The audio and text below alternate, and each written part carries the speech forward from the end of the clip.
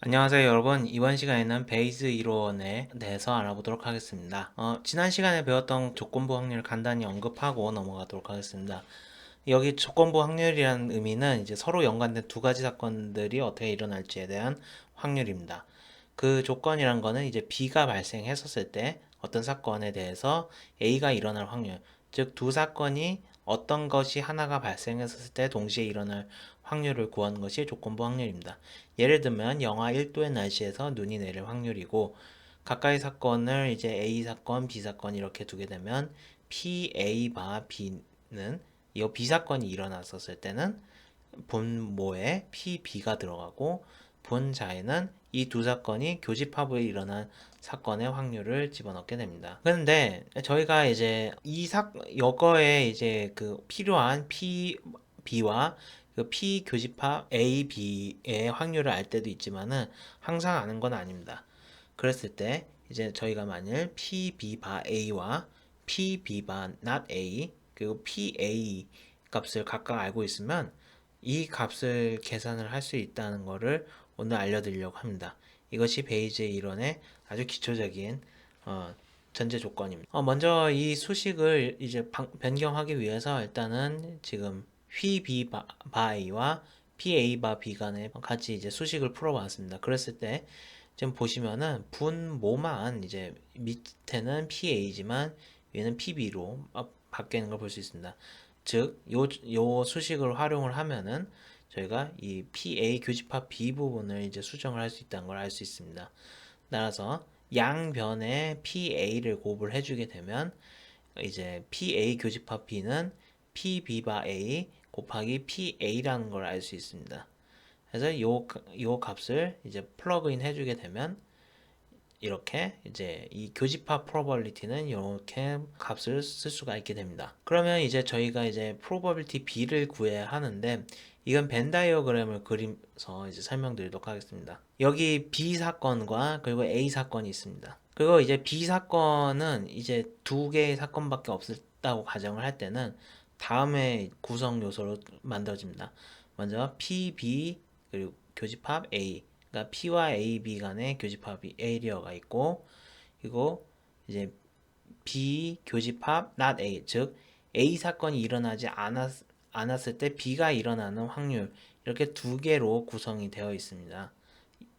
따라서 요 PB는 이렇게 이제 이 벤 다이어그램에 규정된 대로 바꿀 수가 있게 되고 요거는 이제 컨디셔널 프로버빌리티 공식을 활용을 하면 아래와 같이 이제 PB 바 A 곱하기 PA로 바꿔 쓰고 그 다음에 not A 교집합 같은 경우에는 PB 바 not A, P not A로 이렇게 이제 바꿔 쓸 수 있게 됩니다. 이렇게 저희가 어떻게 해서 이제 PB 바 A와 PA 그리고 PB not A로 이렇게 B가 일어났을 때 A가 일어나는 조건부 확률을 바꿀 수 있는지 증명을 했습니다. 그럼 이런 걸 이제 활용을 해서 어디 쓸 수 있는지 알려드리도록 하겠습니다. 요즘 이제 코로나19가 굉장히 많이 퍼지고 있는데 여기서 이제 진단 키트에 이제 접목을 해서 활용할 수 있습니다. 여기에 이제 이런 이제 열심히 간호사분들이 이제 환자분을 이제 검체를 채취해서 이제 측정을 하려고 하고 있습니다.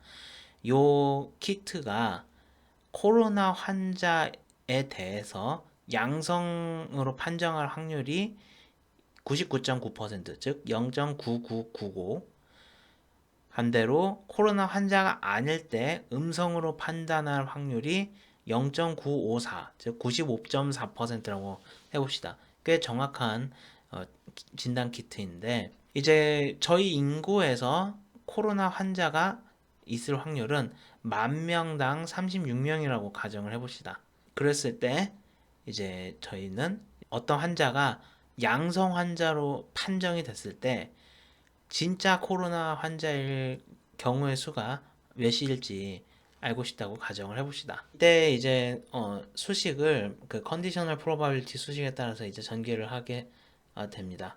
먼저 이 포지티브일 확률을 분모에 두고 그 다음에 이제 분자에는 코로나 환자일 때 양성인 이 두 사건의 교집합을 분자에 두게 됩니다. 그러고 나서 이것은 이 교집합 부분은 앞서 보여드렸던 수식에 의해서 이렇게 이제 P 포지티브 바시 곱하기 PC로 이렇게 분자가 변형이 되고, 밑에 부분은 이제 앞서 보여드렸다시피 이제 이렇게 값이 변환이 되게 됩니다. 그래서 보시게 되면 이제 P 플러스 C, PC 등등은 여기에 있기 때문에 이 값을 집어넣어 주게 됩니다. 그러면 0.999 곱하기 0.0036 여기도 이렇게 이제 바꾸게 됩니다. 여기 나머지 부분은 지금 이 값에 정의가 되어 있지 않아서 넣을 수가 없는 부분입니다. 그러면 이 부분을 바꿔야 하는데 어떻게 바꾸느냐? 근데 이제 잘 보시게 되면 역시 동일하게 벤 다이어그램을 생각하시면 됩니다. 포지티브일 때의 반대는 이제 네거티브일 겁니다. 그래서 이 부분은 1-p 네거티브이고, 반대로 코로나 환자이거나 또는 아니거나 둘 중 하나이기 때문에 1 빼기 그리고 코로나 환자일 확률을 빼주면 됩니다.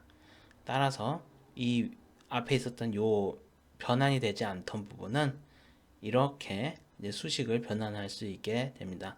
그러면 이제 각각 요 부분은 여기서 0.954 값을 끌고 오고, PC는 요 0.0036을 끌고 와서 계산을 하게 되면 각각 0.046 곱하기 0.9964라는 부분이 나오게 됩니다. 그리고 이 값을 이제 계산기에 넣어서 계산을 하게 되면 0.073이 나오게 됩니다. 즉, 약 7.3% 확률로 이제 양성 판정을 받은 사람은 코로나 환자이다 라고 말을 할 수 있게 됩니다. 굉장히 놀랍지 않습니까? 진단 키트는 굉장히 99.9%, 95.4%로 이제 양성이거나 또는 음성 환자를 정확하게 측정을 하는데도 이 양성 판정을 받았다고 해서 진짜 코로나 환자일 확률은 7.3%밖에 안 되는 겁니다.